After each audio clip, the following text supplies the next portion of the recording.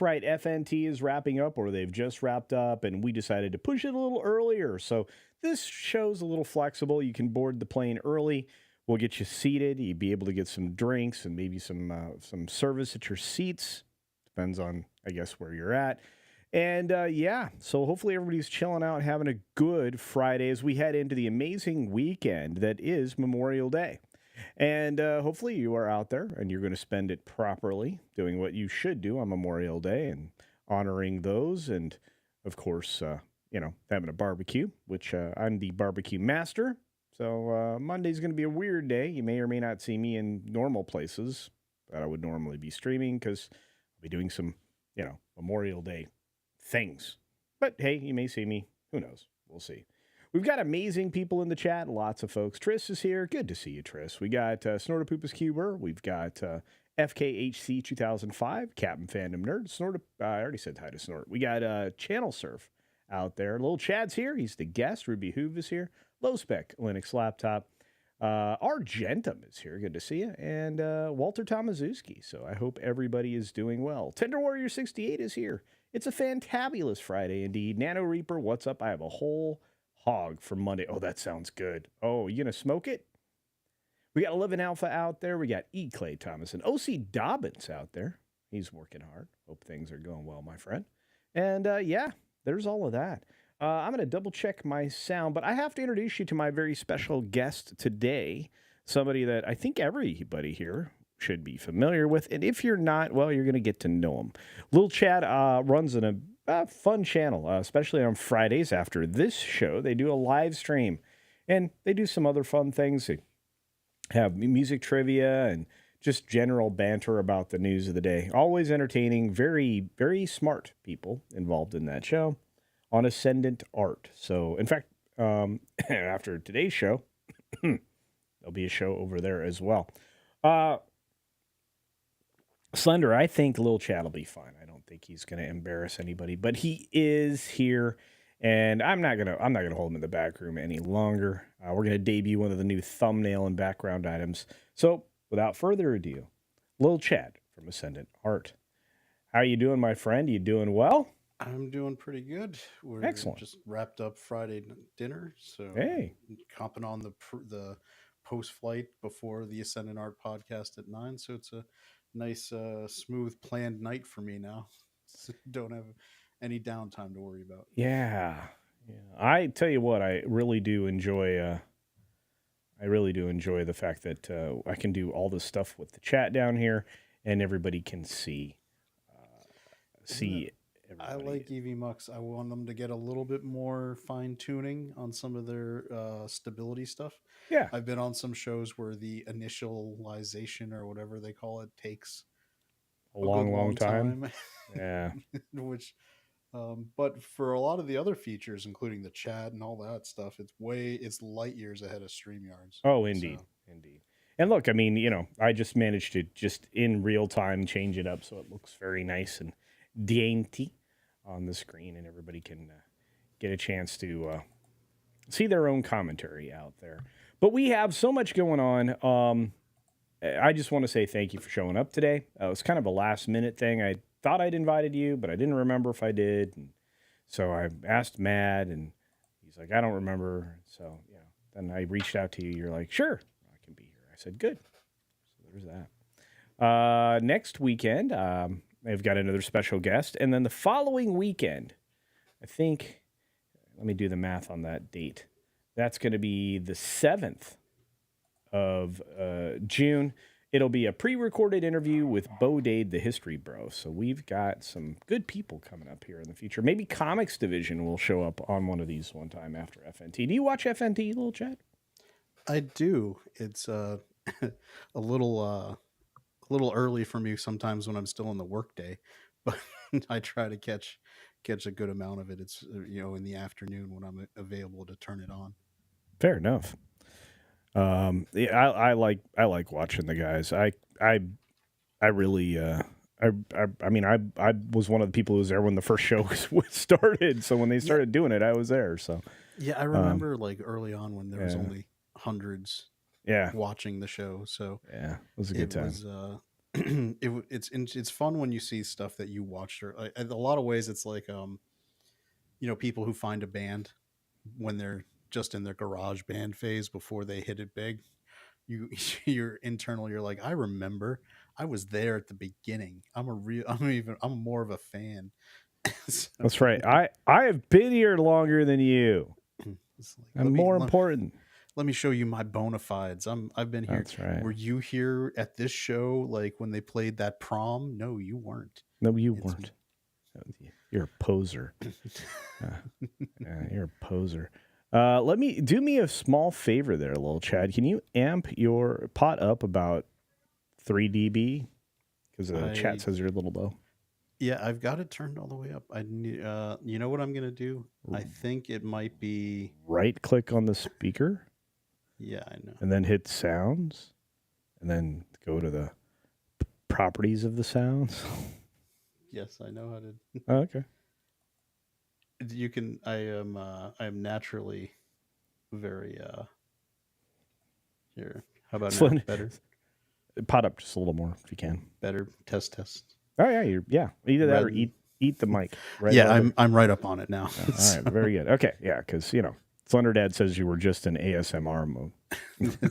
Yeah, it's something I have to deal with. It is a running joke on our show about how I am not capable of inflecting. In fact, Matt gets me on it when we do our What the Flicks, when he has me try to do lines, and he's like, good effort. Yeah, do you know what inflecting means? Having tone variation in your tone. Yes, that's right. Speaking of which, we got variations because we also have the big green machine in here. I started dropping videos on the big green machine. I used to have them automatically synced, but YouTube stopped doing that. But you can catch me on the big green machine and my videos over there as well, because I'll be uploading them. We've got Grumpy Old Marine Vet over there, and Low Spec just dropped us a grumbling heart. That's right. And yeah, sometimes you need to turn it up in the actual OS. That's right. Because it's not the streaming software. Yeah, and Microsoft has been messing up everybody's sound. So yeah, because I normally have it turned 100% up because this is not the first time I've been told I need to speak louder. It's just it is what it is. I've turned it up, and hopefully it's good now. Well, Tender Warrior says it's good, and Ruby Hoove says it's good, so I believe them. Yeah, I believe them. There we go. On that note, let's get right to it. First of all, you have a channel, Ascendant Art. We'll talk about it. Yeah, I'll let you plug your channel at the end as well. But Ascendant Art, that isn't the same thing as a little chat. Yeah, because when we first started the channel, there was actually 3 co-hosts: myself, Slender Dad, and a guy who went by Catalytic Comics, Mike. And so we neither, it wouldn't be right to have one of our names be the channel name when there were 3 co-equal co-hosts running the show. So we kind of workshopped it and thought Ascendant Art sounded like a fun, cool show that you would want to listen to. So we named the channel that. And since we had put so much effort into it and had so many shows already done, I was like, we're not rebranding the channel at this point. We're going to do that. So one of our co-hosts, because of life stuff, just didn't have the time for it. He's still working on his comic, so when he finishes that, we'll be promoting the heck out of it. But so now it's just me and Slender. So we're the 50-50 partners on the Ascendant Art podcast on that channel here on YouTube. It's on Rumble. We stream to Twitter. So we try to hit all the spots that are mainline there. I guess maybe I shouldn't say on YouTube the Bumble. They don't like it. They don't. They're not huge fans for some reason. I don't know why. I mean, it's just competition. But yeah. But no, I'm glad you're here, and that's a little breakdown of what you do.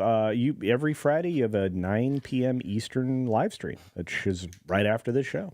Yep, and we try to wrangle Med Mardigan, Med Cheesemo, whatever alias he's going by today. Yeah. We can usually get Brahma Bull to show up, especially once we start the music trivia, because he'll call in from Las Vegas bathrooms to play music trivia to make sure he defends his crown. Understood. So, he's very competitive that way. Got you on it playing that time. You were getting pretty competitive. It's good stuff. Hey, I had fun. I mean, you know. It's a nice change of pace. By Friday evening, if you're in our sphere of YouTube, there's been a lot of topics that are usually covered ad nauseum, right? Yeah, So sometimes if a story breaks on like a Monday or Tuesday, you've had daily shows on it with it as a topic for days and days. So sometimes you just want to have something where you put your brain in neutral and have a good time hanging out with the people on stream. that's true. Yeah, and that's always a lot of fun. So it's one of the reasons why it's an easy redirect, you know, and it's easy to send people over to you guys because I know you'll be talking about something fun. Yep, it's and like you do some a lot of times we're looking at the lens of more of a, when we're hitting the stories that we hit, it a lot of we try to usually go about some of the business angles on it Oh yeah, because that's what interests us a little more. So, yeah. especially me, I worked at AMC for about a decade as all the way up through upper manager at the theater level. And it's, so I look, the movie business I had a lot of knowledge of on the retail side, like actually selling tickets. Slender, my co-host, he's really big into gaming, tabletop gaming, things like that. So he'll cover a lot of like from the customer standpoint, especially when Wizards of the Coast is messing with people, or Warhammer and talking about how they're screwing the consumer, and we look at that kind of stuff. So it's a fun thing where we try to be different. We try to have different angles, maybe not so much different than what you would talk about, but you're not replicated a lot of time. A lot of people are just talking about kind of culture war, and Oh yeah, we look more at like, we'll bring up, look at the market cap and how it got decimated. So although that sphere of YouTube is growing now, we got channels like Valiant, yeah. WW Pro, that Park Place I associated with them. And that's why I love hanging out with all those guys because they speak my language. As you know, it's not there weren't a lot of us back when I started 4 years ago. So Eclay, I yeah, see Eclay in the chat saying yeah. we got to have Tom Connors on to play music trivia. That would be great because I think him and Tom Brahma would wins. rumble, Oh yeah, because Tom would probably actually out and like Brahma like will get it out and try to do it in like half a second. oh Tom would indeed. probably have it in like a millisecond, and it would be fun to watch.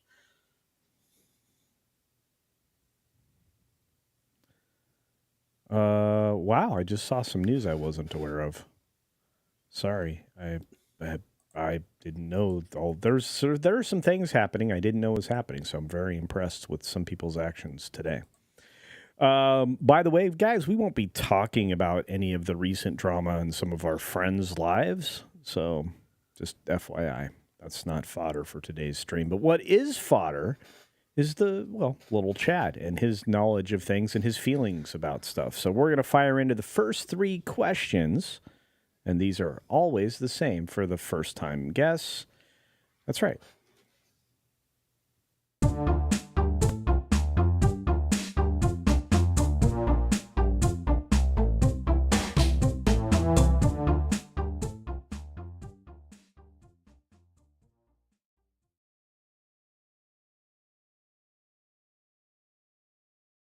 Weird. I don't know what was going on. It just decided, hey, I'm going to hang out on this black screen of death. Thanks. This is the three questions part of the show. And I'm going to ask you questions, and you're going to answer them, and the chat's going to give their opinion as well. And, apparently Rooftop Korean is reaching peak levels of white adjacentness because they're leveling their grass lawn with sand. That is the only way to do it. Do you have a proper leveling rake for that? Nice little. Either nice that, little or if you're steel buying tines. new construction, go talk to the builder, pay maybe an extra $1,500 and have them actually Oh yeah, dig about 12 inches down, yeah, and put a layer of soil in before they put the sod on top. yeah. I'm very particular when I'm doing a yard or whatever. So, yeah, I'm about to dig. I think about 28 inches down and clearing out about 2,900 square foot area to sink my next greenhouse into the soil in my backyard. So it's going to be a lot of fun. Yeah, and then at some point I'm going to go to Texas and I'm going to build Carrie Smith a greenhouse. So you want to come with me? It'll be a lot of fun. If you were in Tennessee, I'd probably be able to make it, but if Texas might be a little more trouble. Yeah, But Mad might be available, so you yeah, can talk with him. Yeah, Tennessee's about a year away. Luke, what's up? Lots of people out in the chat just joining us. Let's get to it. The first 3 questions. So let's start with numero uno. I sent those to you in the private chat a little bit ago. So this is the same question I ask everybody. It's not. None of these are trick questions. There's no gotcha here. So it is very simple. Question number 1: what's your favorite television show of all time? Of all time, not just like this week, this month, this year, all time. So this one will be a little bit of a curveball for most people because they've never probably heard of it. It's an English show called Coupling, which is a sitcom. It was written by Stephen Moffat before he Went crazy. before he started even his first run on Doctor Who. A lot of people compared it to Friends, like calling it like the English version of Friends, but I think it was because it was English and they had different broadcast standards. They were allowed to be humorous in more bawdy ways, as English humor sometimes is. So it's one of my favorites. It's hilarious. I think it's available on Amazon Prime for streaming as part of the Prime membership. It is. Now, didn't that have far reach for the BBC? I mean, including into Australia? I mean, it had lots and lots of episodes, if I remember properly. Well, it lasted 4 series, which they call season series over there, about 6-7 episodes each. So it didn't have. It's not an a metric ton of TV time if you wanted to watch the whole thing. But what's funny is you can see where he would go with Doctor Who even back then, because he makes Doctor Who jokes constantly. You can tell he was a fan. Oh, Randall Orser with the Rockford Files. Yeah. My father would have answered that one. He loves the Rockford Files. I watched it a lot when I was a kid. James Garner with that intro song. Do do do do. Yeah. I could have put that in the TV theme song trivia that I did. So, but for me, it's Coupling. It's hilarious. I think it's Combat. It's a funny show, but that's a tough question though, because part of me wants to be like Cheers, because I grew up just watching Cheers and I loved it. Then I don't know that I've ever answered and stuck with an answer in my show myself to talk about it, because I think it'd be a different answer every time somebody asked me, because I think it depends on my mood. Because I mean, Friends was the era of television that I would have people over, we'd watch Friends. Do you remember when it was the finales, right? The big like NBC owned Thursday. People don't understand when you look at it from a streaming point of view, what our kids are growing up with, what appointment television was, and how cultural moments were born of like Thursday nights. So and the reason, by the way, people, that they put the prime television shows on Thursday night was actually because of movie theaters, right? Because movies opened on Fridays. So movie studios would spend ungodly amounts of advertising on Thursdays. So if you had the highest rated show on Thursday, you would get the most money. But so I think it was Cheers, and then they went to Seinfeld, and then they went to Friends. Was like NBC's like just in order, where they owned the culture for almost 15 years. So it's but we had the Friends finale was like a party thing. I had people over. We watched it like as a group. It was a communal event. But you don't get that for a streaming show. It's kind of sad though. I just remember at the end of every season, there would be a finale show and people would get together and we would watch all of them. And you're right. Thursday night was must-see TV. People watched 4 or 5 shows together. I mean, we'd gather around. It was bonkers, and all of those shows are that, like, Randy Thodo points out, and Josh B points out, all of those shows were in syndication. Yep, and they still, and those are still the shows that command just streaming eyes. Like it's, if you me and Slender would do this on our show a lot, where we would pop up the Nielsen ratings and talk about, and what we would talk about wasn't the new shows. It was like, do you see how NCIS and Suits or any of these other shows are in the top 10? These are pennies on the dollar to pay for if you're a streaming service, compared to spending $200-300 million on a Marvel show. you can license an old show and put it on there, and then Gilmore Girls or whatever, and people Well, will put them on and be happy and just watch it. yeah, I mean, and look, the people point out that Taxi was fantastic. There were all these great shows. We watched MASH, like as a family, we would watch MASH, right? And I think about the fact that syndicated television, like Hogan's Heroes and F Troop and the Rockford Files and many other things. I mean, that's streaming, uh, sugar. I mean, that's what's going to keep their platforms alive. Because you're right, none of the stuff out there now. Nobody. It doesn't. It has all the staying power of like a banana. It's not culturally relevant 6 months after it releases. I guarantee you, in the next 10 months or so, Zaslav is going to relicense Friends to. I think it's probably going to be Peacock because they made that bundle bargain. But if they hadn't done that, I thought he would have probably gone back to Netflix because they have a good working relationship licensing content to Netflix. Yeah, But Patrick.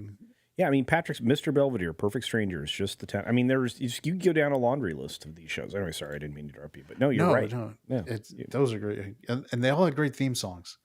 There's two things that just went away that I'm still kind of bothered by, which is TV theme songs. Like all of a sudden, TV shows decided that it was just easier to do a quick title card and just like a sound and not an actual theme song.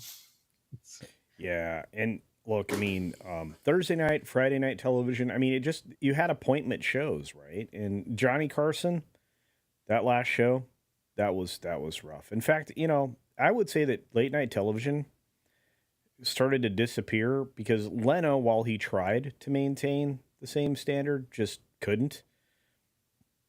And then everybody that came after, I don't know. Conan was okay, and Dave, for a while, was fine. But Dave Letterman was an acquired taste. Like he brought over what he did on the Late Show, right? Late Show, whichever. Yeah, I think it's no, it was just the Late Show for him. Actually, the last late night person I thought was really, really good was Ferguson. Oh yeah, Craig Ferguson. Yeah, Craig Ferguson. Funny. He was hilarious. Yes, but he was a bit. I mean, he eccentric. he was from the UK Isles, right? He didn't sound like a Merkin. He got away with being, a little bit brash with that lovely British humor and the dry sarcasm, and he had wit and charm. Point at one of the people that's a late night host right now that has wit and or charm or both. I would point to YouTubers who do their shows. There you go. Late night Sunday shows that now start in the afternoon. Stop it. When the time changes, it'll be back to even later. So it's just it's a function of the time change. But I have to tell you that I love doing my show. I wish I was funny, but I bring on people who are funny, so they cover for me. But anyway, so that's interesting. I think that's the longest answer and discussion I've ever had to the 3 questions on the first question. So we're just one in. Just wait till you. I mean, if Slender was here, this would be a long conversation. I bet. We when you get to our show. That's why I think I really think the reason Mad started going on our show more is because we indulge in tangents as much as he does. So oh goodness gracious, yeah. It's kind of one of those was it feedback loops where just tangent into a tangent, like we incept tangents. Yes, we are fine with the tangents as long as it like gets us somewhere, right? Yeah. But Eclay's like, I wish you were funny too. Thanks, Eclay. All right, second question. Are you ready, my friend? Sure, let's do it. What film is your comfort film? What's the film that you that like when you're homesick or when you're homesick? What is that film for you? So I'm such a film nerd that it like I have like situational like ones, but to be like my absolute fallback one that I just will watch and unfortunately this has been soured being based recently, but it always growing up used to be Star Wars, like original Star Wars 77.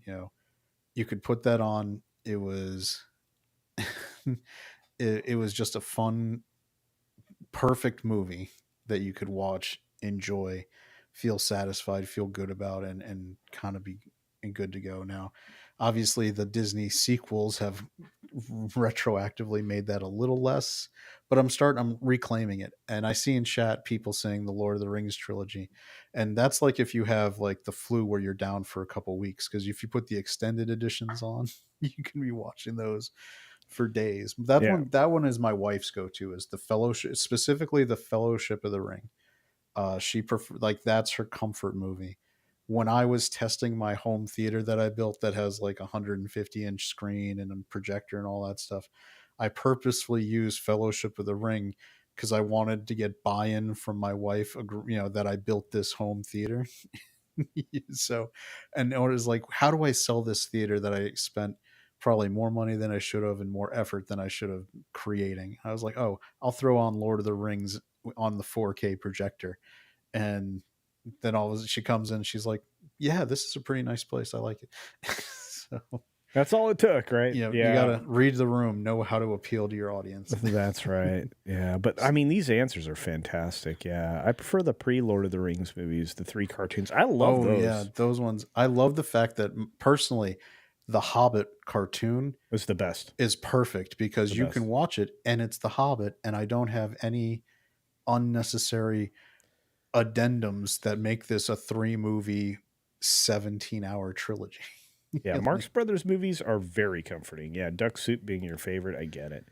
Endless Summer, there you go. Couples Retreat, he's high.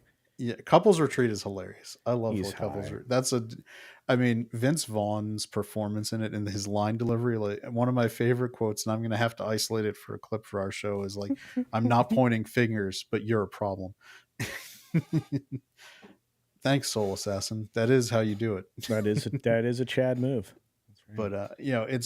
But I find that it really, there's a mood component, right? Like if you really love movies, like there's times when you're sick, you might watch this, but it's going to be your go-to movie can be go-to based on the mood you're in. Yeah. Like sometimes you want a comedy, so you have a go-to comedy, and you have a go-to action movie, and you have a go-to romance. Like again, if you want to appeal, by the way, if you have a female partner, wife, girlfriend, whatever, and she is between 35 and 49, get the A&E version of Pride and Prejudice on physical media in some situations, so you have it ready to go, because that will speak your girl statistically their love language. That movie is why Jane Austen became a thing for 10 years in movies. Well, yeah, but it was also, that was a lot because of the because of that film, but it that happened naturally, and then people rediscovered Jane Austen. It's not like Jane Austen just appeared, so it's just like those weird things. Mexican Iron says, "Why does Culture have the live chat on the screen when I can see the live chat on my phone? When I can see the and then he brings up a chat comment, so I'm seeing the same comment in 3 places. I don't know. It's fun. Culture's well trained in advertising principles. I think, what is it, 7 touches to get somebody to remember something? Yeah. Well, yeah. Actually, if you're doing it yourself, it's 3. You have to repeat something 3 times. There you go. On the screen, and then said 3 times. Yeah. And Brightest Slender did not like that comment. I like Brightest Slender. I wish she was on more streams. I think you'd have better turnout. We had her on for the hockey show. We did a live stream where we did the watch along. And Culture, you should go and look this up. It was the Bourbon and Borden show. Oh, okay. That Brahma and that 70s rock fan do. Yeah, so we did a watch along. It was a Stars Avs game, playoff game, and Slender was the calming influence in the room, trying to calm down Bride of Slender, because she was getting so heated talking about hockey. She was one step from calling them hosers and telling them to go. Wow. She was like, "Get the puck, you be." And Slender's there like, "Hey, calm down. It's okay. It's just a game." Slender was breaking out his ASMR voice. It's gonna be fine. Everything is good. It was hilarious. Xano the Stoic likes Demolition Man, Fifth Element. Those are great comfort films. I understand that. I really do. Yeah, I mean, there's like canon comfort film like kind of thing. I watch canon movies, right? And Oh, you'll get like Master of the Universe, the terrible mm, 1980s. I get it. It's a terrible movie. I saw it when I was like 6, so I love that mm. thing, and it just makes me happy watching it. Oh, My Fair Lady is a great comfort movie. What a musical, right? Just so much talent on the screen. Do you That know? was I don't understand. Like, it's interesting when you look at movies how some genres just go away. And I'm right. interested in that because people are talking about comic book movies, and it seems like we're in that downward spiral for them. And people are like, well, how can they were the most successful? It's like, do you realize movie musicals were the most successful movie type for 20 years and then they just disappeared? And then Westerns were the most successful movies for 20 years and then they just disappeared? Yeah, it's weird, right? Yeah, Yeah. but see, at the same time, I think westerns. Look, FNT had some commentary on in video form today that makes a lot of sense to me. Um, if you are only focused on the films that are successful, you're going to get stuck in a rut that the audience will eventually begin to reject.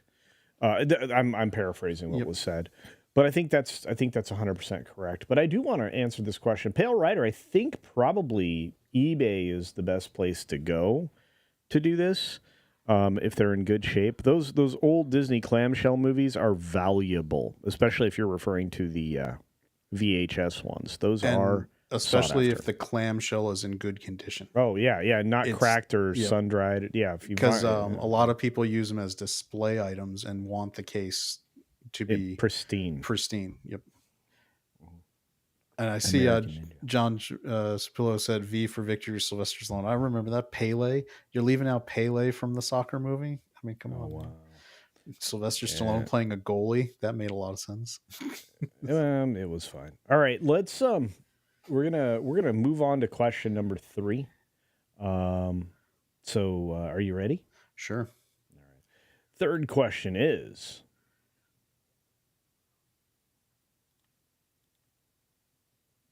what was your best film experience? So that one's also interesting for me because I have film experience from going as as just someone buying a ticket, and then I have film experience from working there. So my absolute favorite thing that I ever got to do, and it was kind of abusing my power as a manager, it was for the Phantom Menace Oh yeah, in 1999. The first this was back when this is another thing where people don't talk about enough with box office, where preview showings get rolled into your Friday grosses.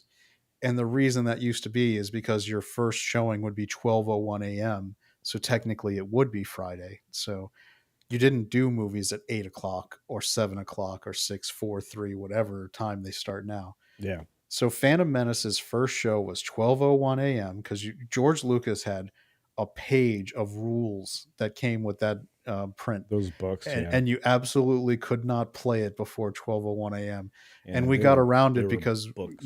yeah, we had to screen the print to make sure it was actually in proper condition, and all the staff went and saw that. But so for the 12:01 a.m. midnight showing, I cordoned off the dead center 2 rows of the prime theater that it was showing in, and I opened it up for my friends from high school that were going to see it.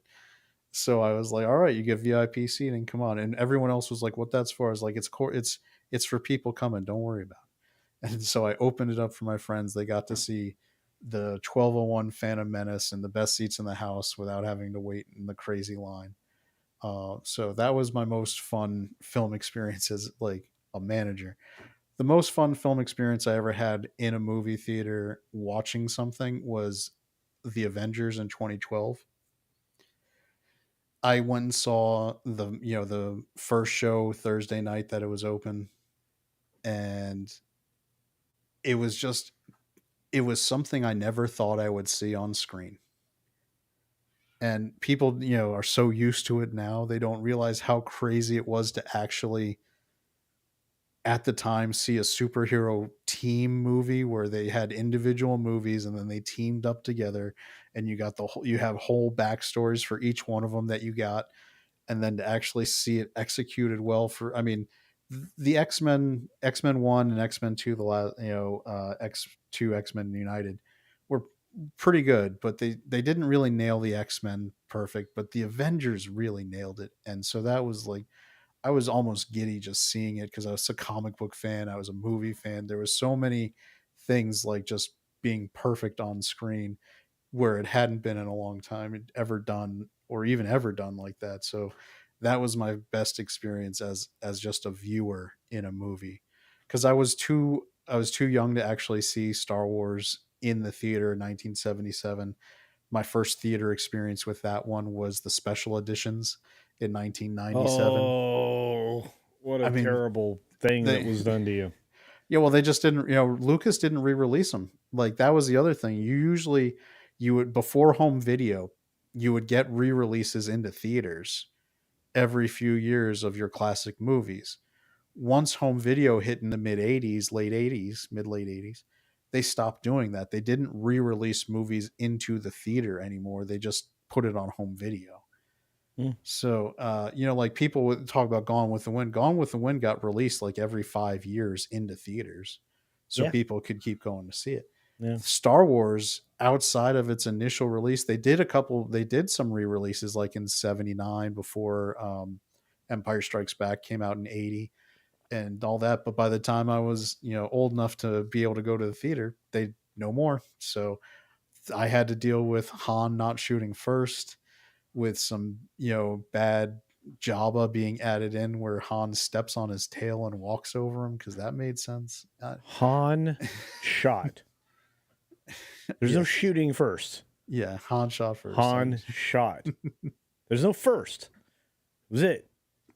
Well, Greedo did get off the shot over his shoulder, I thought. Mark Daly brings up secret of my success in '87. Let me tell you, I know love that all movie. about that movie. I love that movie with Helen Slater. Can you believe how many times Michael J. Fox hit pay dirt?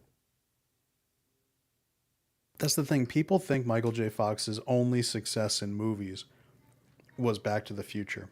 Mm-mm. And that he, because they think of later on Teen when Wolf. he kind of stalled out. But Teen Wolf was a big hit. Yeah. Secret of My Success came out in '87, and I think it was the 5th or 6th highest grossing movie of the year. Of that year. It outgrossed Predator. It outgrossed, like, if you go back to the list of 87 movies that are now like considered amazing, Secret of My Success like dwarfed some of those movies that we consider like perfect classics. I think it quadrupled what Predator made. I mean, and it's a good movie. It's actually a funny movie, like, and it's got good gags. I say this because it's funny that he brought that up, because I just rewatched it again like a month ago, and I brought my wife in. And I was like, "You have to see this movie. It's hilarious." And she's like, "What is this movie?" It's like, "How do you not know about the secret of my success?" She just passed away like last year. Helen Slater? Yeah. No, I thought she was still alive. No, I think she just passed away. But I think the one who played his aunt. Oh, that's who it is. Yes. No, I'm sorry. The lady that played his aunt, not Helen Slater. Sorry. Yes, you're correct. Yeah, but think about. By the way, Helen Slater, nobody will ever look as perfect as Supergirl as Helen Slater looked. And yeah, when they did the actual like skirt costume with the, I mean, that is Supergirl perfection, and that's what they need to aim for. Well, and consider, yeah, but when you think about everything that he did, I mean, he did a film where he was a concierge. It's the one. The one with Gabrielle Arnoir. Yes. And where he's the concierge who has the idea for the hotel, and then he's treating. And if you think how long it was since Gabrielle Anwar was in that with him to the time she was on Burn Notice, and she looks the same. Well, people, I think I was tripping out. The first time I remember seeing Gabrielle Anwar was in Scent of a Woman, which I think was 90 or 91, with Al Pacino and Chris O'Donnell. She was the one that he did the tango with in the restaurant. And she, like you said, she looks if you look at her from this, that scene in Scent of a Woman to the first season of Burn Notice, it's like it's been a week. What's going on? Like this girl is aging very well. Good for her. So she's great. It's a shame she didn't get as like her career kind of just went on pause for it seemed like 20 years till she got Burn Notice. I know she was in other stuff, hit or miss now and then. She was in The Tudors, I think season 1 and some other things, but Yeah. she never hit. No, and here's something amazing. We are having an extraordinary conversation here, just based simply upon the fact that, well, we love movies. So you have the chats on fire. We got a super chat from Walter Tomaszewski for $5, asking the question, which I think I answered. OT question: what were the criteria for a film to be released in 70 millimeter? And I believe it was a director studio argument at the time. It had to be shot in 70 millimeter. Yeah. It has the to. last one, the last mainline one I remember, it was Far and Away. Yeah. Before, and then Quentin Tarantino was the next one I remember doing it for Hateful Eight. And what was hilarious to me is that Quentin Tarantino convinced a studio to finance and shoot a movie in 70 millimeter, and then he shot a movie in 70 millimeter that was set in a cabin. Yeah. Inside, like the inside of a small cabin. Yeah. When 70 millimeter is generally for sweeping vistas and that panoramic view, which is why I think, was it Ron Howard used it in Far and Away for them to get the scope of Ireland going, all the way to the land rush where they got the stuff like that. But I can tell you why 70 millimeter was a pain in the ass. Your projectors would have to be like you'd only pay for usually 1 or 2 projectors in an entire theater to have the platter capability of running 70 and millimeter. They're massive. And they weigh so much. And guys, you got to understand. So projectors in movie theaters came in 2 styles. You had the old fashioned, which was multiple projectors aimed at one screen where you'd put a reel in at a time. They were reel to reel. That's where you get from Fight Club, where you hear about the cigarette burns. You see the cigarette burn. That's your countdown to start your other projector for the next reel to be going. So it's seamless. But most theaters, especially AMC's, had converted to what were called platter systems. They look like VHS tapes. And they would just go. Yeah, where you took the 2 sides of the VHS tape and stacked them on top of each other and then ran the film through the projector and then wound it to the one either above or on the bottom, depending on... And then it would pick it up. Yeah, which is why when people would be like, when a movie would have an issue and they'd be like, just rewind it. It's like, nah, I wish it was that easy. It doesn't work that way. Yeah, but 70 millimeter, the bulbs are huge too. Holy crap! They were hot. Which is why I did a video on this for our channel last year when people were talking about the Sound of Freedom being put in theaters, and they were like, it's being sabotaged. And I was like, no, you don't understand the theater business. AMC was getting a full 50-50 split on those tickets. They wanted it in the best theaters they had. Yep. But by contract, those theaters were already promised to Disney or Warner Brothers or whichever movie was, studio was putting out their bigger stuff. So the only theaters you have freedom to put your independents or other things in, if you're in like a 10 theater, 10 screen theater, you've got 3 screens, usually your 3 crappiest, lowest counted seats, whatever, where you can just put whatever in there. And that's unfortunately where Sound of Freedom had to go. Those are the theaters you have the lowest maintenance that you devote to because they're the lowest turn, you get the less money out of them. So it's just supply and demand, right? You don't maintain those theaters. When you put something that has a lot of demand in it, you're going to start noticing the problems of those theaters: broken seats, broken air conditioning, dim bulbs. So what culture is talking about is a projector bulb cost a couple $1,000s at times, depending on the size of the wattage. And you, as a theater manager, will ride those bulbs as long as you can, till they die, because they cost so much to replace. And people would be like, the film's dim. Yeah, Yeah. it is. Yep. That'd be, yeah, they'd be like, oh, it looks a little dark on screen. Oh, does it? Okay. And you'd go in, and that bulb was technically like 500 hours over its bulb life. And you'd be And like, you're like, it's still, we can squeeze a few more shows out of it. yeah. There were, this is such a well-known problem that Yeah. directors would write letters with their movies Yes. and send them to the movie theaters to say, please, projectionist, please change the light bulb for my movie so that people can have the best experience. I remember Chris Nolan would do it. You'd have like those where they'd put these little inserts in with the actual movies when you put them together. And you'd be like, sorry, boss. We're not changing that bulb. When it burns out is when we change it. And then you'd have to change it between show times. And that's when you bring out your welder's gloves and your welder's mask It's because they're hot. because they're hot and they have a tendency to explode when exposed to Boom. cold air. So you got to put all your protective gear on. And so it's, Yeah, but again, it came down to as far as how it came about was just the film. There had to be a reason, and the studio had to agree. And I mean, it had to be something that was just an epic level film to get that, because as well, Chad says, you had to shoot it in 70 millimeter, but then you had to you really had to negotiate to get it done, because it was a pain in the ass. It was a lot of money, and it had to be something that required it. Most films now, I mean, what's Raw at? well, they shoot them digital, so it's Yeah. hard to even gauge. Like I think, who is it that still shoots on film? There's Not many. is it, I think I want to say, who's the guy who did the Joker? Matt? No, the director. Oh, He did Road Trip. He was a comedy director and he did the Joker. Chat will know in a second and it'll be fine. But I think he shot the Joker on actual film. It's a funny thing. Like, you have to negotiate to shoot on film because it's expensive to actually shoot on film. Like, in fact, you know what? Marvel and Disney should make their directors shoot on film, because then they couldn't goof off and do 18 different versions of a scene and all this other stuff, because you didn't have enough film to do that. You just had to take it.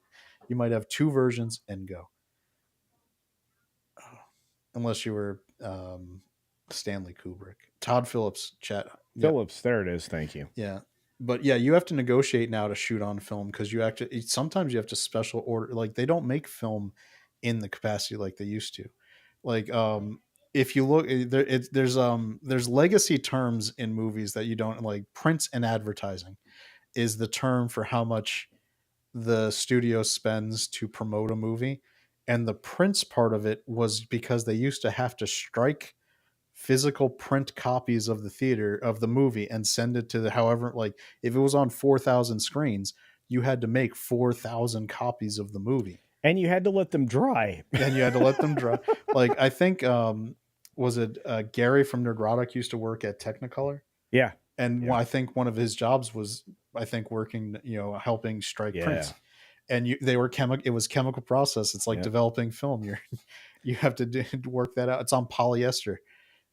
It's cool. It's a really interesting process. I still think it makes for a better cinematic experience It does. to 'Cause have projection through film. all the information is there, and the grain is there, and the thing that makes it feel like a movie is there. Gary, I think, was in charge of color correction, and making sure it had everything timed perfectly. And you had to do fun stuff like once a movie had been out a couple weeks, you had to actually put a print cleaner on it, because it would start getting so much dust and crap from all the machine chemicals.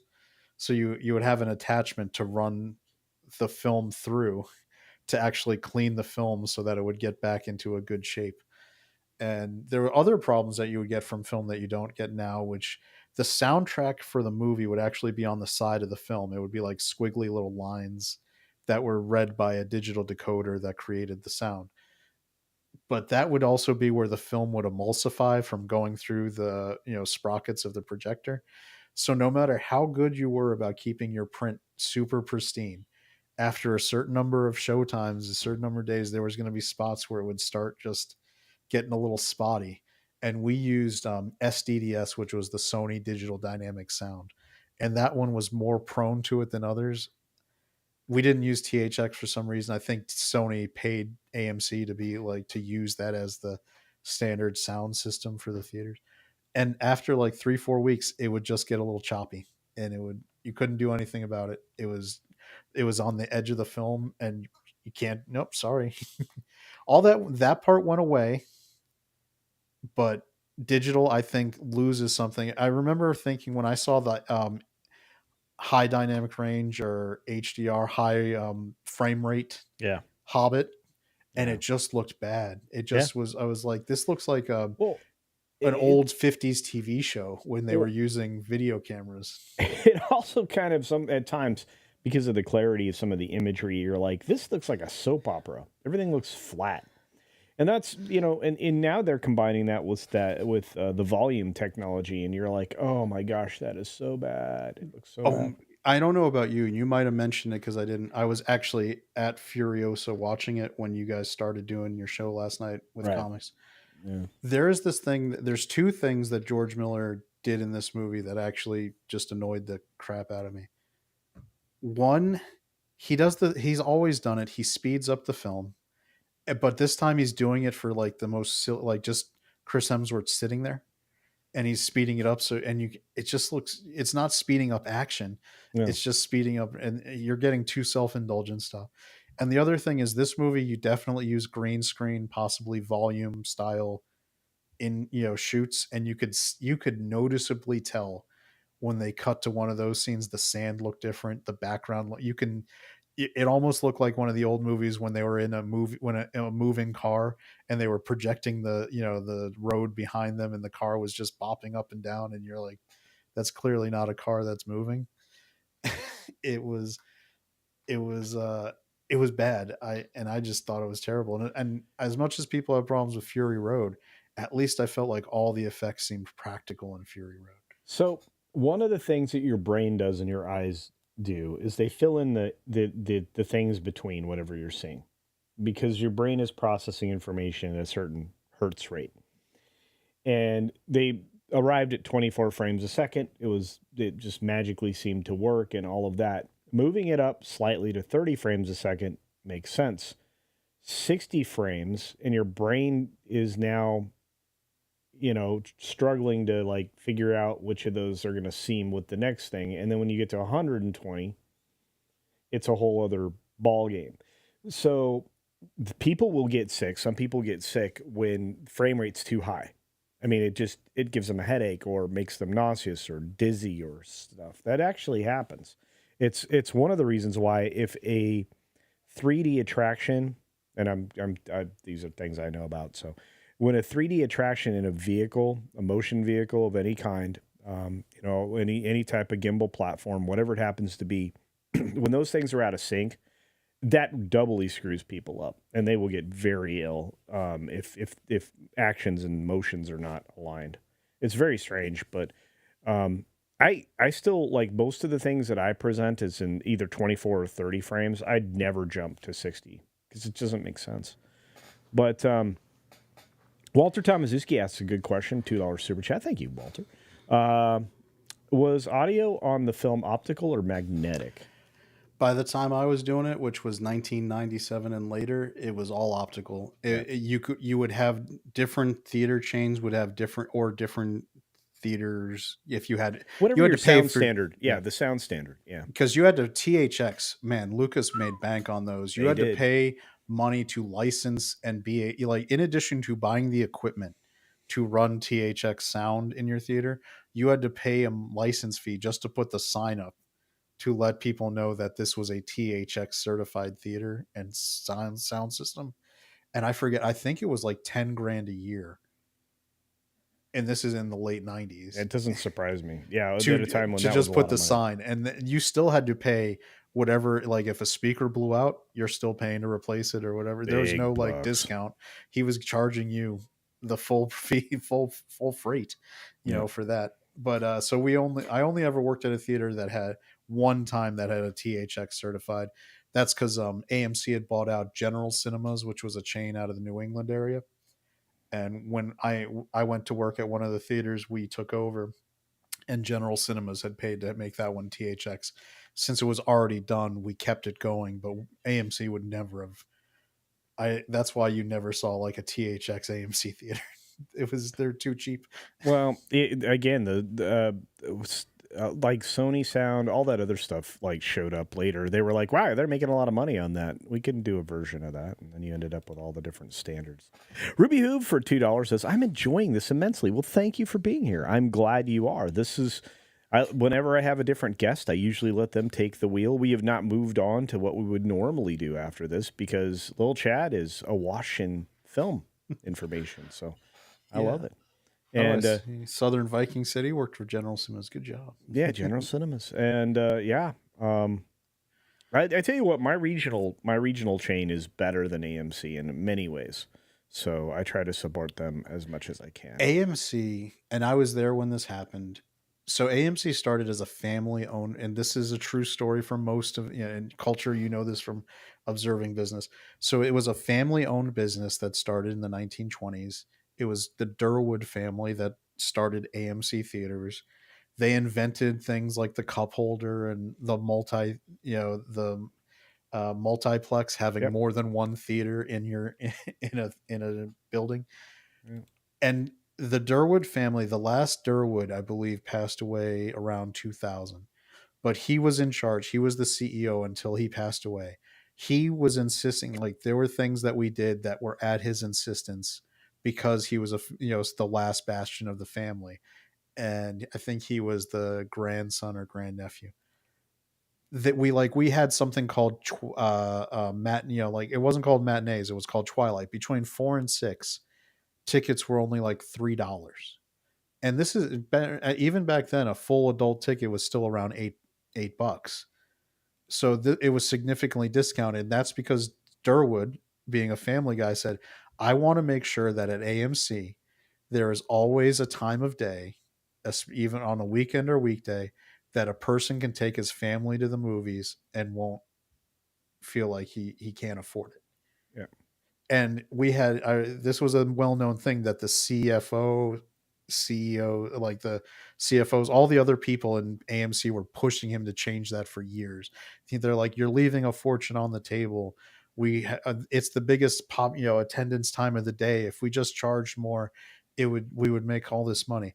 Well, once Durwood died and new people took over, including Adam Aaron, who I dislike immensely because he's a terrible CEO, took over, they immediately jacked up the rate. And wouldn't you know that once the price changed, it wasn't the busiest time of day anymore because people weren't going there because it wasn't cheap anymore. It was amazing how that just magically happened. Yeah, it changed. And again, I'm in the regional chain that's in my local area now. They're still family run, which I love.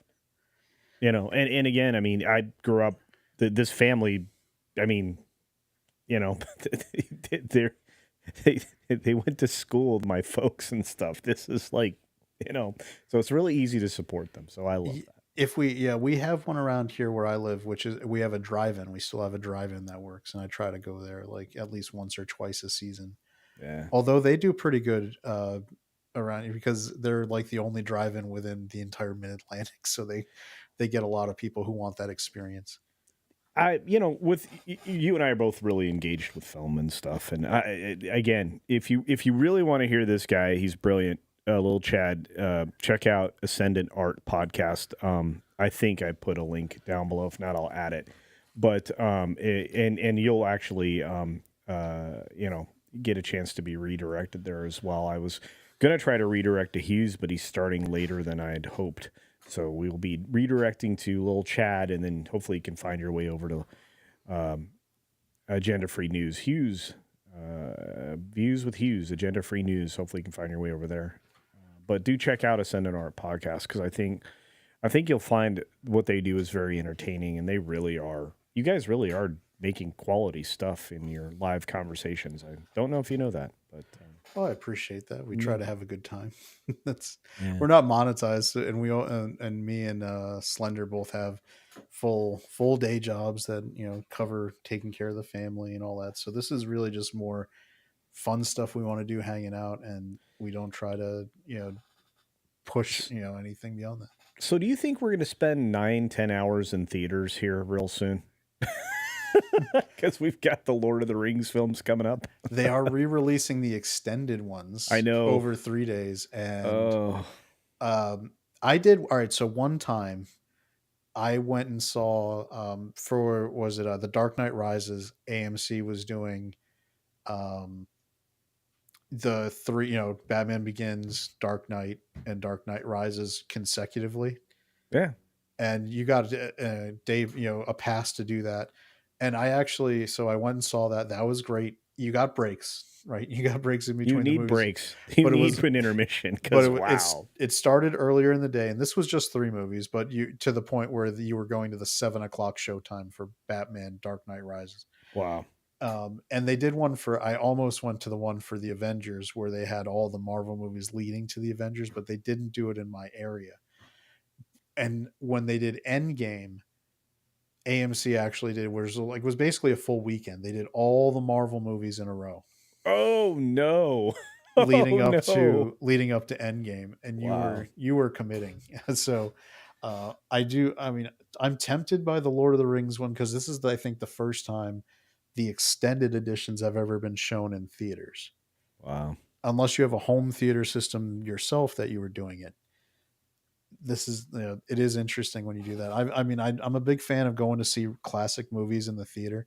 I drug my co-host Slender Dad to the Alamo Draft House, which is near us. Does it has a they're a good chain for showing Yeah, they retro have. movies. Yeah, they have wonderful concessions and adult beverages Yeah, and food. So yeah, they're yeah, great. yeah. So I drug him to see Krull.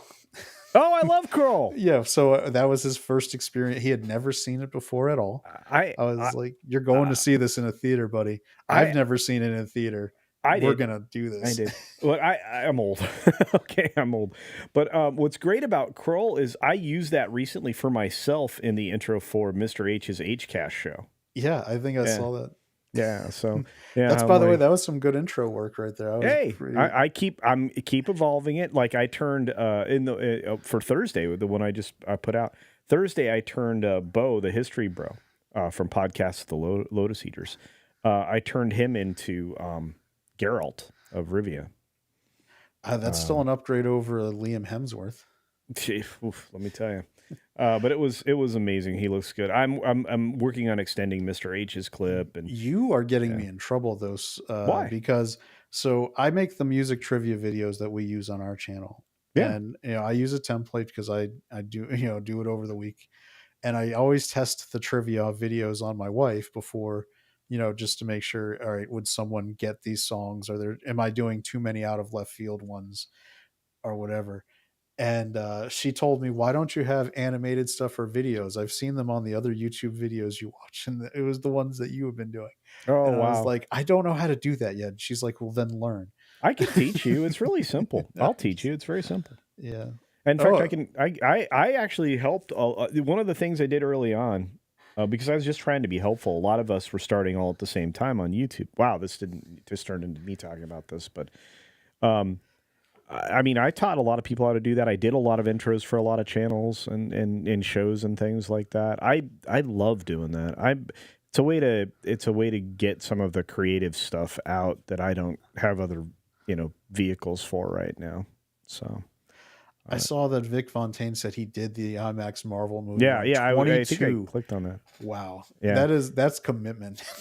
Hey, look, Vic's one of the people I love to have chats with in the background. I mean, I get DMs from him regular. He and I are going back and forth on the market and on films and stuff. I think it's great. I'm in a couple Discord servers that I think he's also in, Yeah. and he has definitely helped me out because in one of them has a section for like 4K physical media deals and things, and he's made some posts where I've seen some deals, and I have taken advantage to because I'm a big believer in physical media. So Snort says in his area the LOTR releases are sold out. Dude, they went fast.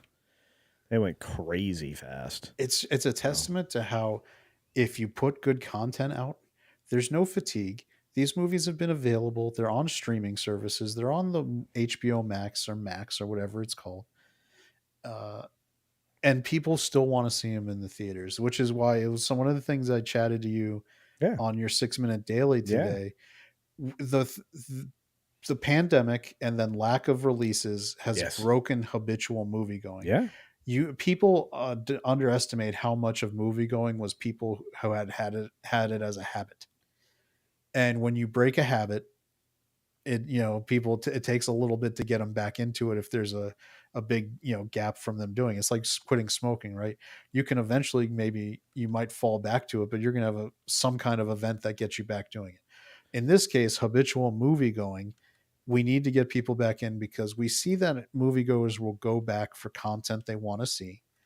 The biggest joke that I've seen is where even today, Delisandro on Deadline will still talk about pandemic fatigue and this and that to justify movies Because they're not not making money. They misunderstand the audience. That's Yeah, why. and I was like, well, then how do you explain No Way Home that made 2 billion, even without China money? How do you explain Top Gun Maverick that made 1.5 billion? How do you explain Barbie that made 1 point whatever billion, or Yeah. Mario that made 1.3 billion?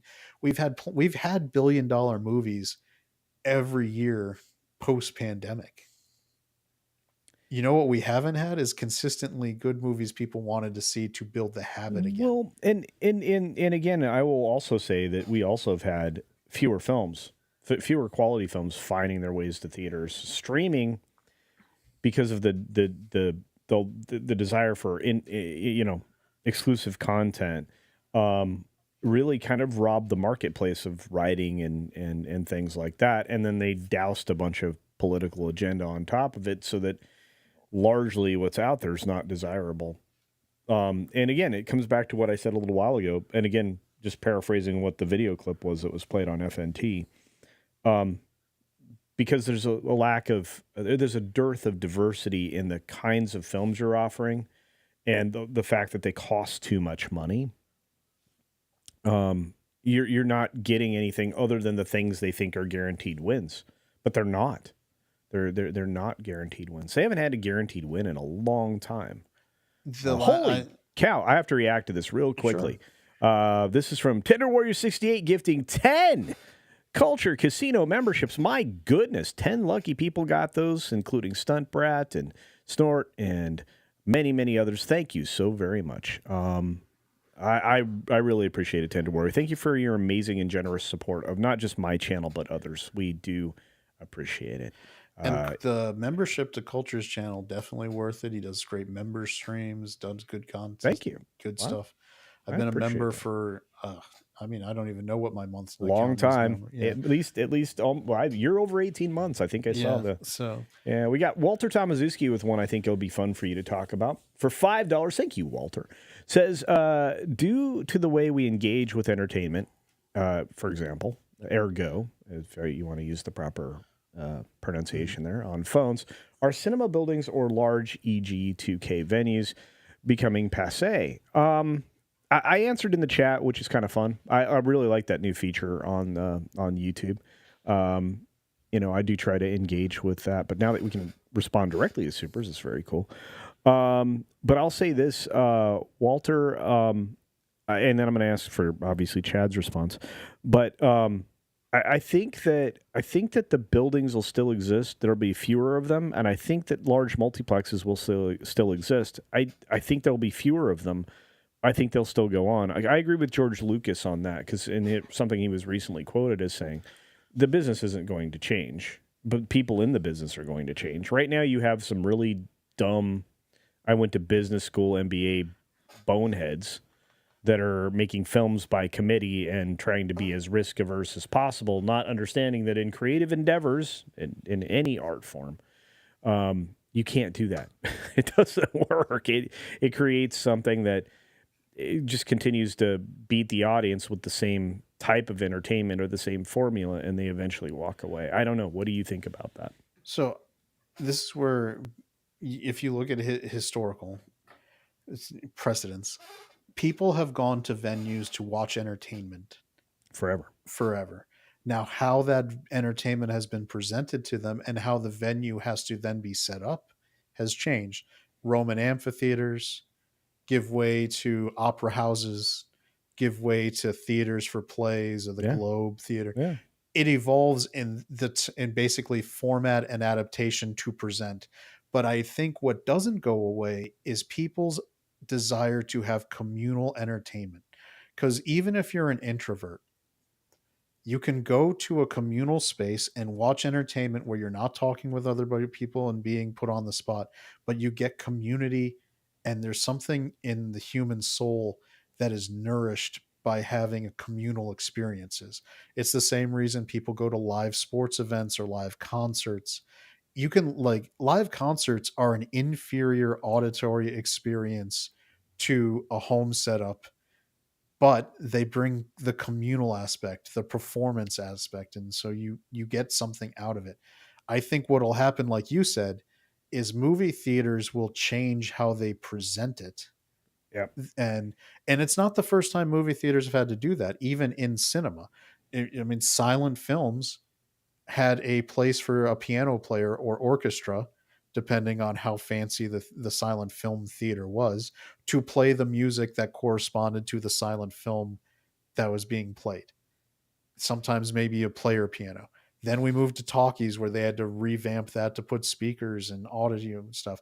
And I know you not remember live like you went there, but as a student of film, you would know there was something called CinemaScope, right? Yep. Super CinemaScope. CinemaScope, Yep. where they actually tore down walls between three theaters to make a 3-screen experience where movies were being shot with 3 film cameras so they could project simultaneously to have 3 screens worth of They were image. massive. And they were giant. They were bigger than the IMAX screens. People Yep. don't understand how big like Super CinemaScope was. Yep. And it was a selling point. Like if you ever it's really interesting, the movies that were shot that way, like How the West Was Won, Yeah. I think the Grimm's Fairy Tales movie, if you get the Blu-rays or 4Ks, they'll have a mode where you can watch it in super cinemascope aspect ratio, and it gives you this kind of almost wall-eyed perspective, which is really different than anything you get from a movie now. But that was happening because movie theaters had to compete with television. Yeah, that's what actually, that's so funny because as you were saying that, it was already in the chat from Channel Surf. Yep. Yeah. And look, I mean, that's absolutely true. And look, Disney actually experimented with 360-degree film multiple times. Most people don't realize they had multiple projection systems to do this, and they showed this off. They were playing around with this all the way back in the World's Fair periods of time. I mean, I'm not Yeah. going to say it's going to happen overnight, but I look at something like the Sphere in Las Vegas Yeah, that's and gonna how be, they're evolving entertainment yeah. and how it's presented there. And I don't think it's crazy to think that the next evolution of like an IMAX experience is going to be almost a curved giant surround, like almost like when you go to do Flight of Passage in Disney World. Disney, Yeah. where you're sitting and your perspective is that curved screen that gives you the full through almost perspective of being in that moment in that world. Cinerama, yeah. Yeah. And that might be how it goes. I don't know how it's going to evolve, but I think it's not going to go away because at least in the 10,000 years of human history or whatever number of years it is, we've always sought out communal entertainment. And I think now that we have the technology to do video and movies, until maybe VR replaces it where you're jacked in to a deep dive virtual experience with other people, but I don't know. I think you'll end up with more augmented reality experiences than you will with a VR. VR just, it's not catching on. It hasn't caught on. It's too expensive.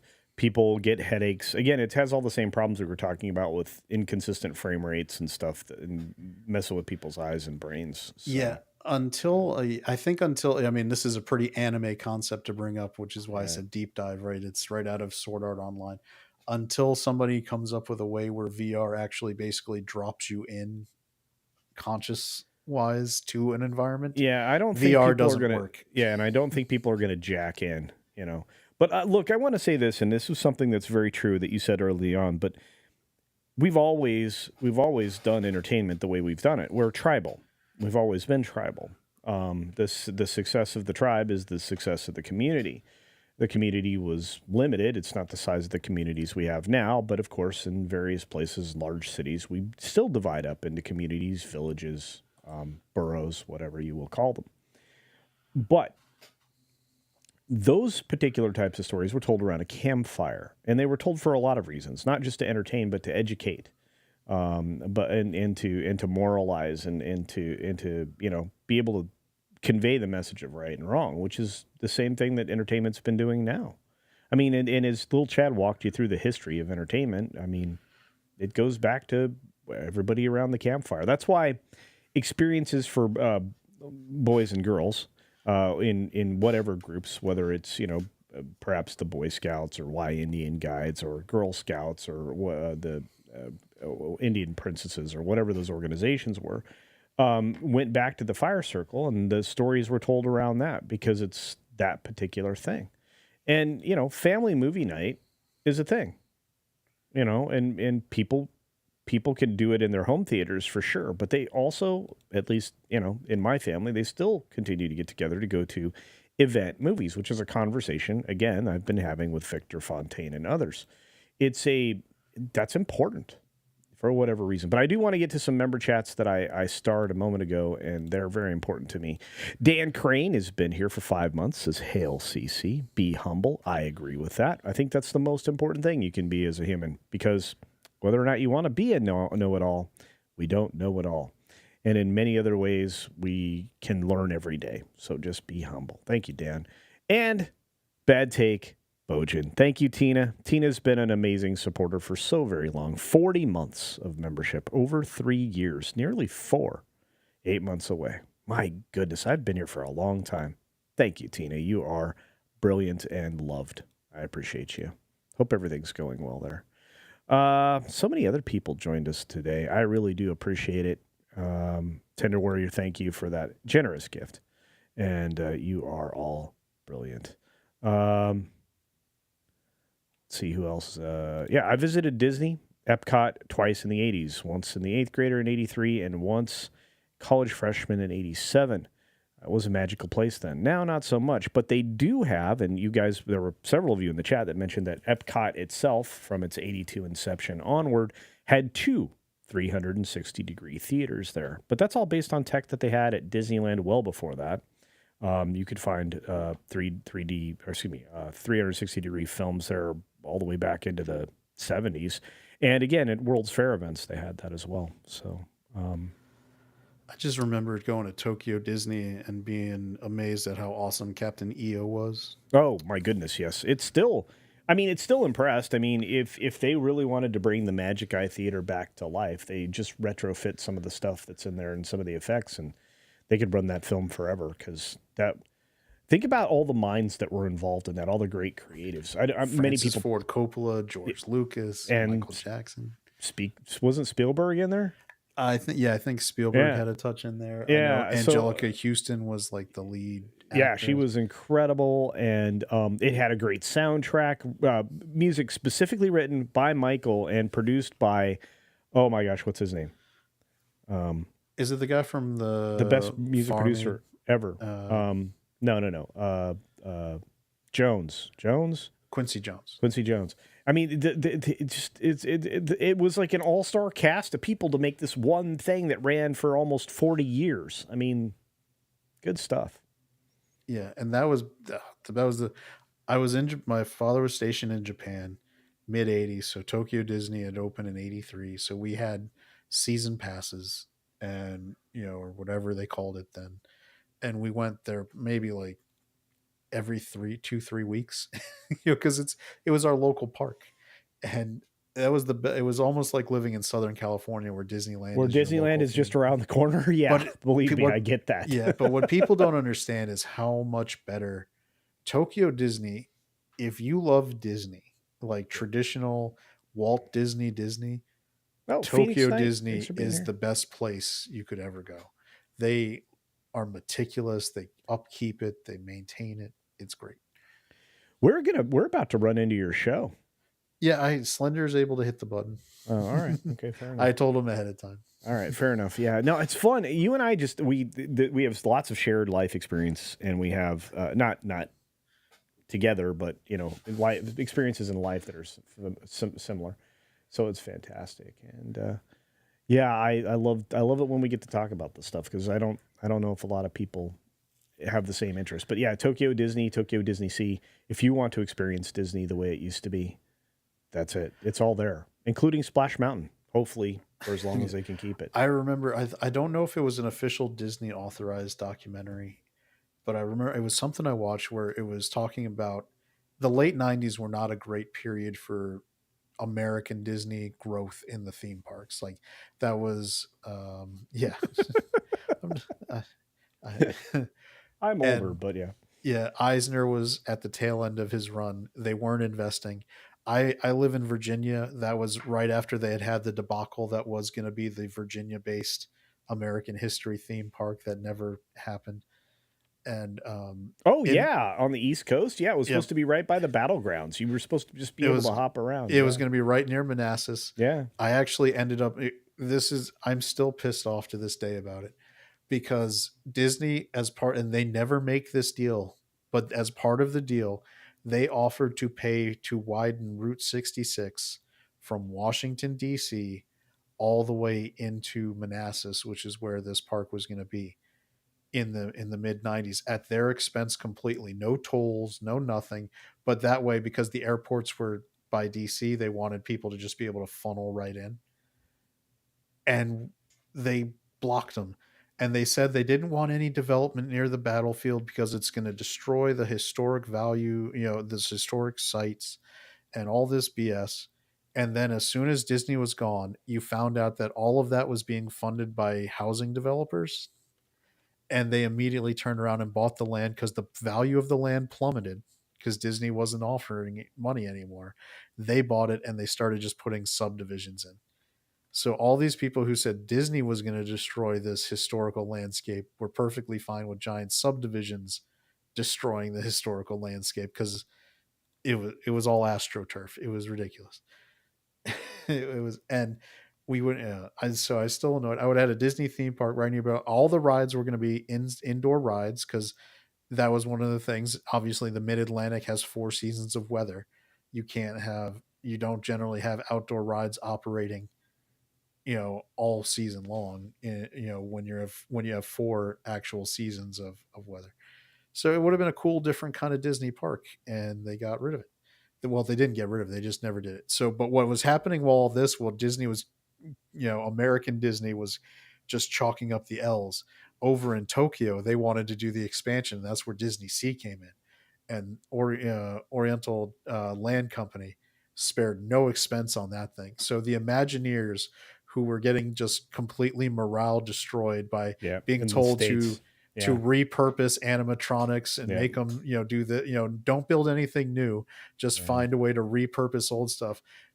A few of them got to be assigned to the Tokyo side, where they got to just happy. Yeah, the Tokyo people are like, what, you got a blank check, just do it amazing. And that's why Tokyo Sea is like the greatest Disney place they've ever built. Yeah, I'm telling you, you will love it. Their Disneyland is incredible, and Bilbo's swagging. It's great to see you, my friend. Fantastic, good to see you. Yeah, we're gonna wind down into the next few moments of conversation. That was amazing. Thank you for everything, little Chad. We've deviated so far from the show. I don't even know where to go next. Well, I hope the chat's enjoyed it. I think they are. I think Ruby Hoob expressed that. And Stunt Brat was talking about it's unreal and very grumpy at you. I understand that. Yeah, you were in a unique position. But you know what? Let's do a few. You want to do a few bits of odds and ends? Yeah, why not? Yeah. Let's All do right. We'll do some odd stories, because those weird news. Let's do weird news. All right. Okay. All right. Okay.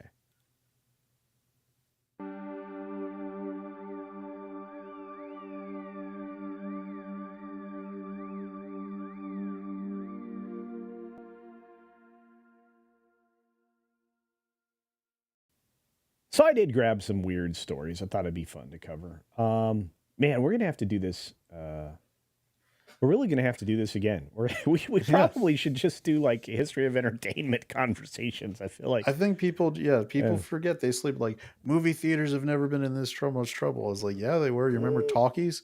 Well, you don't remember it, but that was a big thing. They had to yeah, repurpose all their theaters. they had to reconfigure a lot of stuff. They had to figure out a way to put stereo systems and audio systems. Mono It was speaker. mono. One big speaker in the front. Yeah, how do we make this happen? So, that was one of the general cinemas I worked at was an old one. It was originally built in the late 70s. One of the theaters they had never retrofit, so it was still a mono sound. And we would constantly have people come out after, movies, and they'd be like, sound. yeah, they're like, something's wrong with the sound. It sounds like it's only coming out of one speaker. And I was like, no, it is. It's mono. They're like, it's what? Because younger kids had never even heard of mono. I know it's very strange. Well, and here's the weird thing. Okay, so what most people don't realize is mono sound can be used in a way that will create a greater experience if it's multi-tracked out to each of those things. Disney experimented with that as well. It's something called monaural sound. And it instead of doing a blend of stereo, they can direct certain kinds of sounds in different places through different speakers. And you used to be able to experience this. I don't know if you still can in Great Moments with Mr. Lincoln in Disneyland. And but that experiment has been played in other places now. So now the effective stereo that you're getting in a lot of these theaters have some element of monaural sound where only one channel in only one location is playing something that's not played anywhere else. So it gives you a presence, a feeling of volume of something that's happening that's in otherly placed than what's directly in front of you. And most people don't understand how that even works, that the center channel in theaters, unless you're watching, Tenet or some other BS that's put together by the guy I want to punch in the face whenever he sound mixes. Christopher Nolan shouldn't sound mix. he should not touch the sound. But anyway, all of the talking, all of the dialogue is coming from the center channel. It's behind the screen or just below the screen or just above the screen or possibly all three. But that's where the dialogue is supposed to come from. Not over here and not over here, unless you're trying to get the audience's attention with a sound or a voice that seems to be from, off screen, right? But that's where sound for voice comes from. And anybody who screws that up gets my ire. But anyway, it's a whole other conversation. So look up monaural sound. It's fascinating. Anyway, sorry. I know so much about this stuff, but I don't get to talk about it. Let's talk about a stranded cat. It was rescued from a utility pole in Kern County. Apparently, I need water. This is a weird story. I do a bunch of these. I always do them during the 6-minute daily. They usually are the wrap up, right? But I always end up with extras. Here's one. You see that kitty cat way up there? I do. Yeah. They had to go and get him. That's up there a ways. And how do cats get themselves in this position? That's a terrible spot for an animal to be in. I worked at in Quantico, the Marine base, and the civilian town in there had everything was above ground lines like that, and squirrels would constantly go up there and have a real bad day and knock everybody's power out for a good 20 minutes. It's not good. That cat touches the wrong wire and chews on it. It's not. Yeah, I think the cat's 9 lives. I think that cat's gonna not do that. In fact, I know it's not because animal rescuers in California teamed up with the utility company to rescue the cat from the top of the utility pole. It had been up there for several days, apparently. Oh no! Yeah. So, multiple days stuck 50 feet above ground. Wow. Send help. See, I would imagine they would have used a bucket truck to get up there. Maybe. That looks like a ladder. Yeah. The cat dubbed Electra will be available for adoption on Saturday. I don't think that'll happen again. No, but all's well that ends well, right? Yeah, that's that's one of those cats where they might not even like the climbing toys in their house anymore after that. Just stick to the ground level. It's so crazy. Yeah, and is this live is correct. Mono and Monaro have greater frequency range. They do. They do. Better response. Lots of things. I'm actually looking at a 6K camera. I may talk to you off camera or off show about that, little Chad. So, Wow. 6K digital, yeah, raw camera firing. So it'd be fun. What is the file size on that when They're you take a massive. raw I image? mean, they shoot. They also shoot an open frame, so it's open gate. Excuse me, which is 6,048 by 4,032. That gives So you it's a more lot like it shoots that open gate is like more like a 4:3, like an old television. So you Nice. get so you can bring it You can down. crop it whichever way Yeah. you want to make it from the Yeah, whichever and is the best. it also makes it so if you wanted to do like a vertical video, you can compress it easier that way because you're not going to lose top and bottom when you do that. Neat stuff. Yeah. Anyway, nerd stuff. Sorry, Yeah, it reminds me of like when they did stuff that was shot 4:3 and they try to cut it into being anamorphic. yes. And like this came up with Batman Mask of the Phantasm.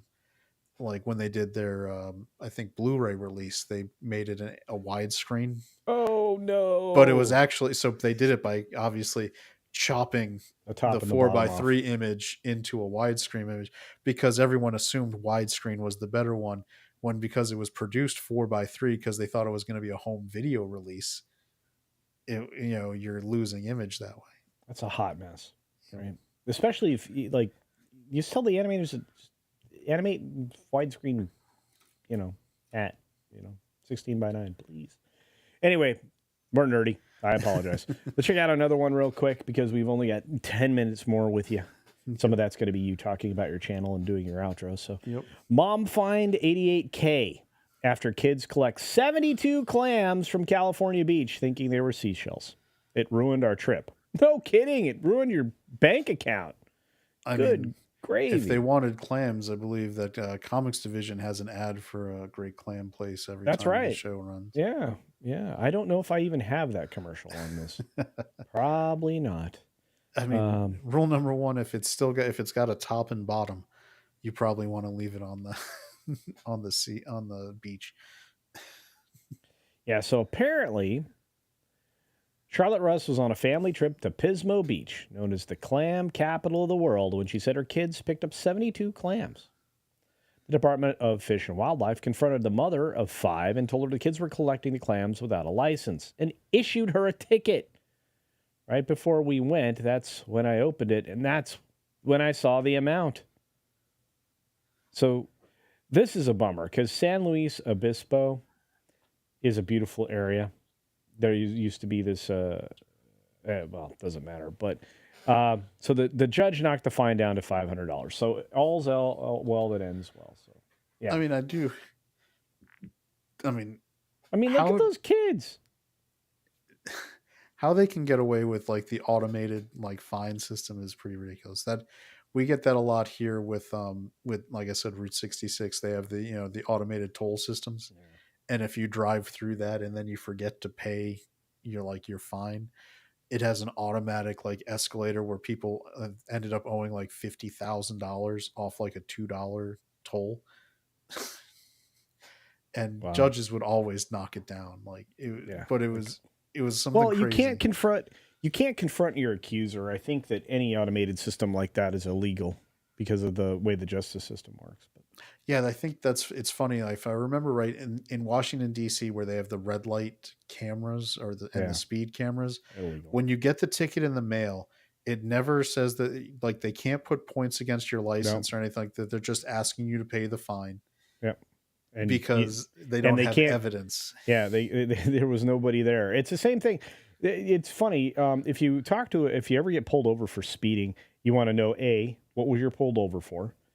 B, I'm not giving you legal advice, by the way. I'm just telling you. You want to know what you're being pulled over for. That way, and you want to film it, by the way. But that way, the police officer can't change whatever they pulled you over for. If they say that you were speeding or you were holding your phone or whatever, neither of those things are true. You just knock down the reason for pulling you over. Most of the time, you're going to run across a wonderful police officer. But Sometimes there are some that'll try to just pin you with something because they need to. Anyway, so you want to know what it is that they're getting. And if they say speeding, and then you want to know, well, how did you know I was speeding? Because I was going X amount of miles an hour. And if you actually were going X amount of miles an hour, I'm not suggesting you misrepresent things. And then obviously, if they don't have a way of saying, well, I was pacing you. Okay, from where? How many cars behind me were you pacing me? Were you in direct eyesight with my car? I mean, there's a whole lot of things, that you can immediately create some doubt in this interaction. Then you can play the video for the judge later in your appearance if you decide to dispute it. But there's a lot of things that you should probably just be aware of. I would recommend dash cams if you could afford them, but that's just... They're pretty affordable now. You can get like a front and rear dash cam combo system and it'll be 1080p, full HD with and this is the important part where it actually has the locked memories where it won't, somebody can't just delete it. Because if you watch some of those, fall down the YouTube rabbit holes of watching some of the cop videos, they occasionally do try to go in and delete the footage off of dash cams when they know they may have made a boo-boo on what they pulled you over for. Yeah, you're definitely like, no, it's my right to record you in the process of doing your duty. I have the right to record at all times any government employee doing the duty, as long as it's not in a restricted area and I'm on a highway, which is publicly accessible. So I'm going to film you. Oh, and is this live is correct. Little known fact, almost all radar that the police use have a margin of error, which you can work within as well. Yep. And they have to be calibrated frequently to make sure they're still within the operating margin. And if they're not, you can get tickets thrown out because of that. Yeah. There's lots of little things. I have a lot of wonderful law enforcement officers that watch my videos, watch my live streams and everything else. I would assume they would never do anything underhanded when it comes to, issuing tickets. So, It does happen. Okay, anyway, we got one last thing to cover and then I want to get out of here. You and I can tangent all day. Yes, we can. So the roof ninja. You heard of the roof ninja? It's a woman that was found living inside a shop sign. Said it was an old safe spot. That's right. A 34-year-old had a coffee maker, computer, bedding, phone, and even a printer inside the sign. Oh my God. Yeah. The woman was living inside the family fair sign on top of the store, right up there. What's funny is this is the second roof ninja story that that I've covered in the last 2 weeks. I'm really impressed because sometimes I have trouble getting my printer just to work and it's right next to my computers. Oh, indeed. The idea that she would have one and be able to do that. What is she, I would love the idea that she's there printing her resume. Yeah, possibly. But anyway, so she's not been named, but was found by police in the attic-like space inside the family fair sign on April 23rd. This apparently is a supermarket in Michigan. The woman had been living there for over a year and had a coffee maker, computer, yada, yada, yada, yada. The sign was estimated to be about 5 feet wide and 8 feet high, and has a door that is accessible from the roof. How did she keep getting up to the roof? Oh, I imagine there's a ladder almost always. Yeah. So I just wonder, was it a Keurig? Was it an actual ground coffee machine? I don't know. How does she go down to the store every morning to get her bagel and then go up to the sign? It's just like here having breakfast. Yeah, isn't that cool? That's the sign. The woman who emerged wearing ski goggles. Oh yeah, perched on her head, had been given the nickname Roof Ninja. That's even better. But actually, that doesn't look like it's too small a space. It probably. I mean, if when that was she asked the officers how they got on the roof, one said, "Ladder. We're not a roof ninja." Nice. I imagine most of these buildings, have a way to get up there. And mind you, the reliefs on these buildings are usually block in the corners like this. See this stone here? So I imagine, it's just a little bit of parkour and climbing and you're on. I imagine that surrounds the entire building. Anyway, it's a lot of fun. That's interesting. Anybody in law enforcement that thinks I was saying something negative about law enforcement, I was not. I just know that there are some police out there that do some underhanded things. And on that note, we are going to get to the plug yourself so that my good friend Little Chad can get his Ascendant Art show. Here we go. Oh, okay.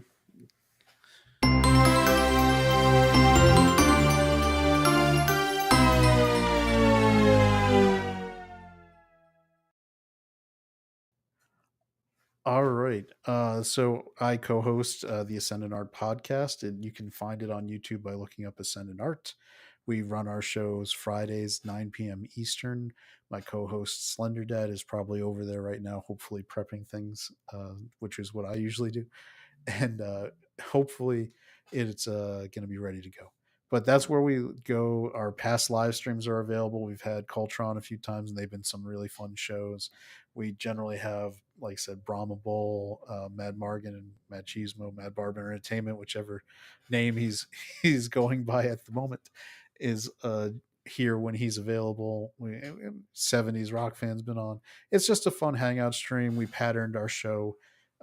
If you guys ever listen to old O&A, just hang out, chill, conversational podcast type show, like a Rogan style experience. So if you like that kind of thing, you're not afraid of tangents and going off off script to just follow where the conversation goes, then it's a show you'll enjoy.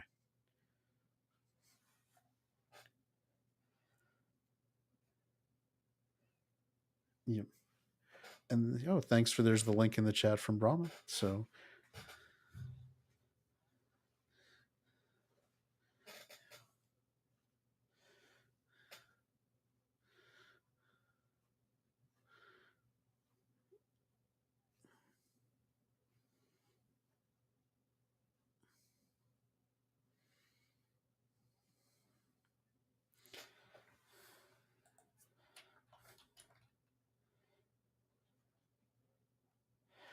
Culture, are you, I think, did they hear you? You might not if you weren't on Oh, stage. goodness. Wow, I just was talking and the only person hearing me was Little Chad. Sorry about that. Yeah, I was going to say Brahma did put that link in the chat. Check it out because we've got lots coming up here on the channel. We've got another Friday guest next Friday that's going to be amazing, and the following Friday we're going to have Bo the History Bro in a pre-recorded interview that we'll do because he's in the UK and it's awfully late there now. So that'll be a lot of fun. All right, I am so very happy to have had all of you here and the incredible and tremendous support that you've shown me and my guest, Little Chad. Do check out Ascendant Art right now. Be sure to take care of yourself, take care of others, and until next time, see ya. Bye.